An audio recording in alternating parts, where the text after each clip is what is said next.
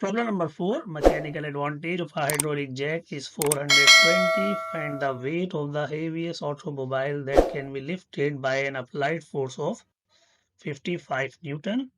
एक hydraulic Jack है जिसका मैकेनिकल एडवांटेज है 420। हाइड्रोलिक जैक जो है वो 2 पिस्टन सिस्टम होता है। एक पिस्टन पर एफर्ट यानी फोर्स लगाई जाती है और दूसरे पिस्टन से लोड जो है वो लिफ्ट किया जाता है और मैकेनिकल एडवांटेज इसी लोड और एफर्ट का रेशो होता है। तो हमें जो डेटा दिया गया है उसमें मैकेनिकल एडवांटेज दिया गया है 420। मैकेनिकल एडवांटेज दो फोर्सेस का रेशो है इसलिए इसका कोई यूनिट नहीं होता। एफर्ट यानी अप्लाइड फोर्स है 55 न्यूटन। हमें लोड यानी वेट मालूम करना है। बहुत ही आसान सा फॉर्मूला है। मैकेनिकल एडवांटेज बराबर होता है लोड अपॉन एफर्ट। लोड मालूम करने के लिए मैकेनिकल एडवांटेज की वैल्यू हमने पुट कर ली 420 और एफर्ट हमें दी गई थी 55। दोनों को मल्टीप्लाई कर लेंगे तो लोड आ जाएगा 23,100 Newton. Problem number 5. A flat bottom river barge is 30 feet wide, 85 feet long and 15 feet deep. एक फ्लैट बॉटम वाली कश्ती है जिसे बार्ज कहा जाता है। इसकी लंबाई जो है वो 85 फीट है, चौड़ाई 30 फीट है और गहराई या ऊंचाई है इसकी 15 फीट।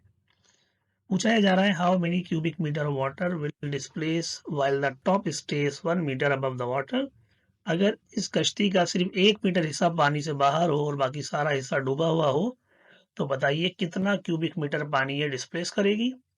और पार्ट बी है what load in tons will the barge contain under these condition if the empty barge weighs 160 tons in dry dock. अगर इस खाली कश्ती का वजन 160 टन हो तो ये मजीद कितना लोड जो है वो बर्दाश्त कर सकती है। डेटा बनाएंगे। विड्थ दी है 30 फीट, फीट को मीटर में कन्वर्ट कर लिया हमने 3.28 से डिवाइड करके। इसी तरह लेंथ को भी हमने मीटर में कन्वर्ट कर लिया और जो डेप्थ दी है उसको भी हमने 3.28 से डिवाइड करके मीटर में कन्वर्ट कर लिया। अच्छा, अब ये जो डेप्थ है इसमें से हम 1 मीटर माइनस कर लेंगे जो कि पानी से बाहर निकला हुआ है। तो टोटल जो डेप्थ पानी में डूबी हुई है वो कितनी है 3.57 मीटर।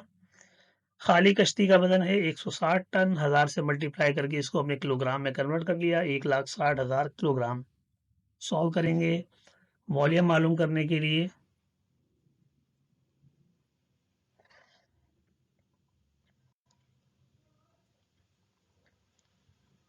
सॉल्व करेंगे वॉल्यूम कैसे मालूम होगा। जितना कश्ती का हिस्सा पानी में डूबा हुआ होगा उतना ही पानी इसने डिस्प्लेस किया होगा अकॉर्डिंग टू आर्शिमीदेस प्रिंसिपल। तो वॉल्यूम कैसे मालूम होगा length into width into height. तीनों को मल्टीप्लाई कर लेते हैं। हाइट हमने वो ली है जो पानी में डूबी हुई है 3.57। तीनों को मल्टीप्लाई किया तो आंसर आ रहा है 845 क्यूबिक मीटर यानी इतना पानी जो है वो कश्ती डिस्प्लेस करेगी। अब हम मालूम करेंगे कि ये कितना वजन संभाल सकती है। तो देखिए वो फोर्स जो इसको पानी में डूबने से बचाएगी वो है अप थ्रस्ट। और अगर अप थ्रस्ट बराबर हो खाली कश्ती का वजन और मौजूद इसमें सामान के वजन के तो फिर ये कश्ती नहीं डूबेगी। तो ये कंडीशन हमें पता लग गई कि जितनी अप थ्रस्ट है अगर उतना ही वेट हो दोनों का मिलाकर कश्ती का और उस पर मौजूद सामान का तो फिर कश्ती नहीं डूबेगी। तो अब इसको हम फॉर्मूले की शक्ल में लिख लेते हैं। अब थ्रस्ट को एफ से शो करते हैं, एम्प्टी बार्स यानी खाली कश्ती के वजन को डब्ल्यू ई से शो कर लिया और लोड के वजन को हमने डब्ल्यू एल से शो कर लिया। हमें लोड का वजन मालूम करना है तो ये जो एम्प्टी वेट है इसको उस तरफ ले जाएंगे, ये माइनस का हो जाएगा। अब थ्रस्ट बराबर होती है रो जी इंटू वॉल्यूम और वेट बराबर होता है mass into acceleration due to gravity. अब हम इसमें वैल्यूज पुट कर लेंगे सारी। डेंसिटी पानी की कांस्टेंट है 1000, जी की वैल्यू 9.8, वॉल्यूम हमने अभी मालूम कर लिया था 845, मास ऑफ एम्प्टी बार्स था 160 टन। तो उसको हमने 10 पावर 3 से मल्टीप्लाई कर लिया था किलोग्राम में कन्वर्ट करने के लिए और जी की वैल्यू 9.8 है। इन तीनों का मल्टीप्लाई किया तो ये बड़ा सा आंसर आ रहा है। 160 को 9.8 से मल्टीप्लाई किया तो ये आंसर आ रहा है। उसके बाद हम इसको साइंटिफिक नोटेशन में लिख लेंगे, डेसिमल को यहाँ ले आएंगे 8.28 तो ये 10 पावर 6 हो जाएगा और इसका डेसिमल भी हम यहाँ ले आएंगे 1.57 हो जाएगा। 10 पावर 3 पहले से था, 3 ये वाले डेसिमल तो ये हो गया 10 पावर 6। दोनों तरफ की जो है वो पावर सेम हो गई है, 10 पावर 6 इधर है 10 पावर 6 इधर है तो अब हम माइनस कर लेंगे। 8.28 में से 1.57 को माइनस किया तो 6.71 into 10⁻6 newton. Problem number 6, a canal lock gate is 20 metre wide and 10 metre deep. एक नहर के ऊपर दरवाजा लगा हुआ है, उस दरवाजे की ऊंचाई 10 मीटर है और पानी भी 10 मीटर तक ही ऊंचा है। हमें क्या मालूम करना है? हमें थ्रस्ट मालूम करनी है इस दरवाजे पर, यानी इस दरवाजे पर लगने वाली फोर्स। तो कैसे मालूम करेंगे? डेटा जो हमें दिया गया है, विड्थ दी गई है 20 मीटर, हाइट 10 मीटर, डेंसिटी पानी की कांस्टेंट है 1000 kilogram per cubic metre, thrust हमें मालूम करनी है। सॉल्व करेंगे तो पहले हम निकालेंगे प्रेशर। प्रेशर पूछा नहीं लेकिन निकालना पड़ेगा प्रेशर, क्योंकि प्रेशर के जरिए हम थ्रस्ट मालूम करेंगे। रूफ की वैल्यू है 1000, जी की वैल्यू 9.8 और जो डेप्थ है यानी हाइट दरवाजे की वो है 10 मीटर। तीनों को मल्टीप्लाई किया तो हमारे पास आंसर आ रहा है 98,000 और इसको साइंटिफिक नोटेशन में लिख लेंगे 9.8 इंटू 10⁻4 न्यूटन पर मीटर स्क्वायर। प्रेशर आ गया, प्रेशर के जरिए हम थ्रस्ट मालूम कर सकते हैं। फोर्स बराबर होती है प्रेशर इंटू एरिया। प्रेशर अभी हमने निकाला था 9.8 इंटू 10⁻4। एरिया कैसे निकलेगा? दरवाजे की हाइट को दरवाजे की चौड़ाई से मल्टीप्लाई कर लें, यानी 20 को 10 से।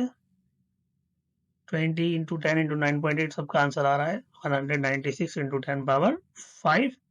इसको स्टैंडर्ड फॉर्म में लिख लेते हैं, डेसिमल को 2 दफा यहाँ पुट करके 1.96 इंटू 10 ये गलती से 8 आ गया, ये 7 आना चाहिए, यानी आंसर आएगा 1.96 इंटू 10⁻7 न्यूटन।